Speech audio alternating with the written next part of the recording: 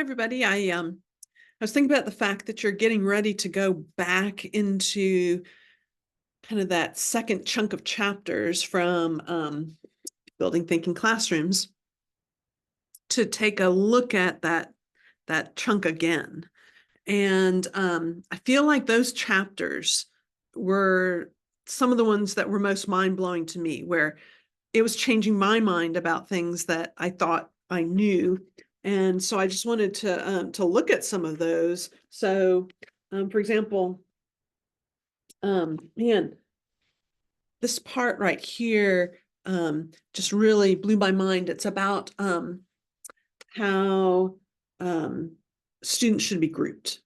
Because for years and years and years, I taught that you should group people heterogeneously, preferably like someone who was high achieving, middle achieving, and maybe someone who was struggling.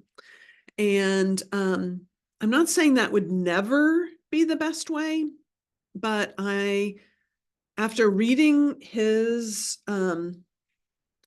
interviews with students and how they feel about being grouped that way, it really made me wonder if we should always be doing that, or if maybe we should ever be doing that, when instead maybe random groups are going to be better most of the time, because then students don't have this thought of like, well, I guess I'm the dumb person in this group. If they know it's random, they can feel just as good about being in the group as anyone else would. So I'm really interested in that.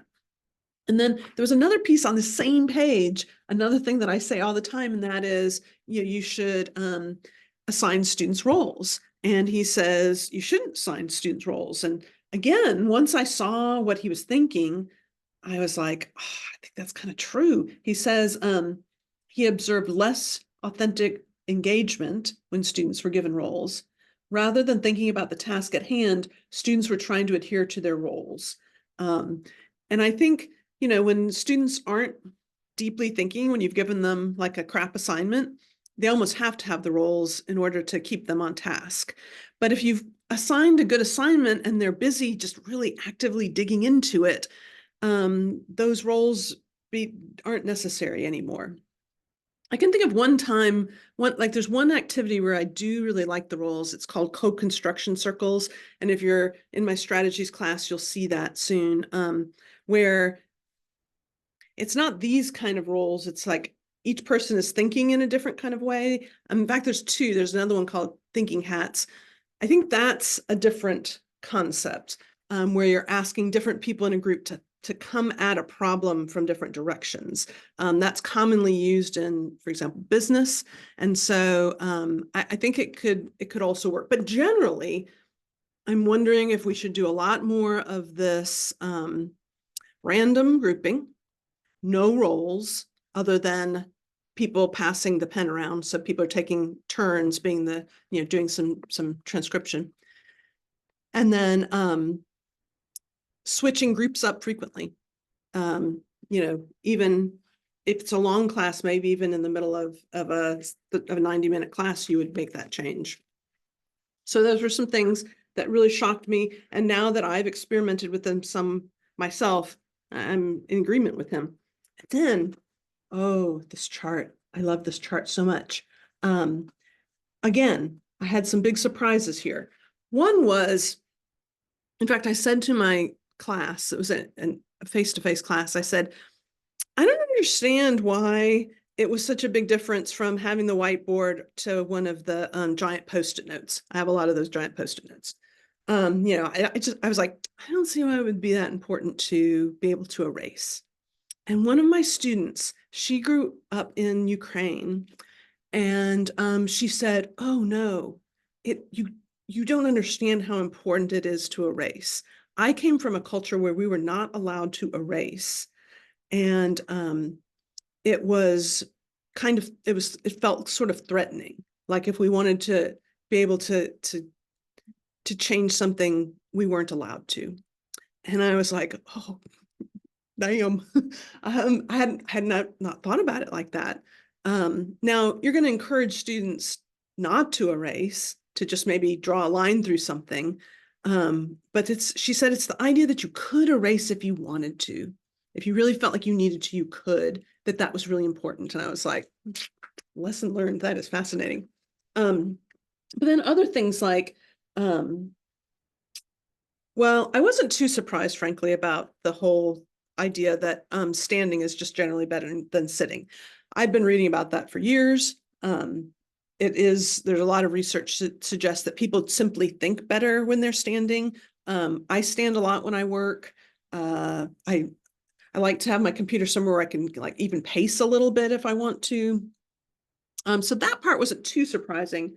But for example, the idea of knowledge mobility, I thought was also like, well, won't students just look at what other people are doing? And what he discovered was when your classroom is authentic, like when people are like honestly interested in the learning and having at it, they're looking at one another's work to learn from one another. And copying mostly happens when, again, when we give students crap assignments that they have no interest in doing. Yeah, sure. I was fascinated the other day. I went to visit and speak to a science camp that's here at the university. It's for high school students. And it was so fun to watch them doing this kind of thing where they had been given a problem and they were working it out. And every once in a while, like I would see one student walk over to another group and say, we just did that. Did you guys do that too? Does that seem right? And they would like debate it for a minute and come to a conclusion. And then the one student would walk back to their group. I was like, this is learning. Like this is some hardcore badass learning I'm seeing right here. Just really fun to see. I love knowledge mobility. Yeah, so some very exciting things there. This I think is also like when I saw this at first, I was like, this seems crazy that you would just have the desk kind of just randomly grouped around the room. But again, once he started explaining the why, then I really got it, that when you have desks clustered in this kind of random way, it sends a message to students that this room is different from other rooms, that it isn't about one person who knows everything and everyone else just witnessing and recording the expert, but having the students really feel like what they think and feel and wonder is important too. Like the room reflects that, which I think is just remarkable. But here's something that I think people don't realize how important it is, and that is you need to do it from day one. What students think and feel the first moment they walk into your room is huge. Like even if just a few days have passed and like now you're trying to send that message, it is not the same. First impressions are lasting impressions. And so I think the more that students can get this sensation when they first walk in your room that, oh, wow, this is going to be different, the better. I don't remember if I've told you about this, but like when I'm teaching just a regular, class face to face, like you all do, the very first moment when people walk in, I've got music playing. It's usually the song Lovely Day. I have a very specific, very bright outfit that I wear. I grow flowers at my house so that I can have plenty of flowers all over the room, all over all the tables. Have the room defronted. What else? I usually have some snacks available and some drinks. So when people walk in, it's just like, okay, this is not normal. I think this is not going to be a normal class. I'm telling you, it's so much fun to plan that first day with the goal towards like just shocking everybody that walks in. I'm telling you, it's amazing.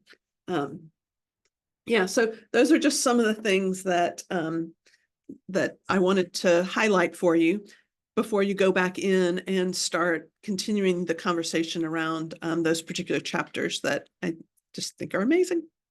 And hopefully you're excited about the next chapters to come. I will see you later.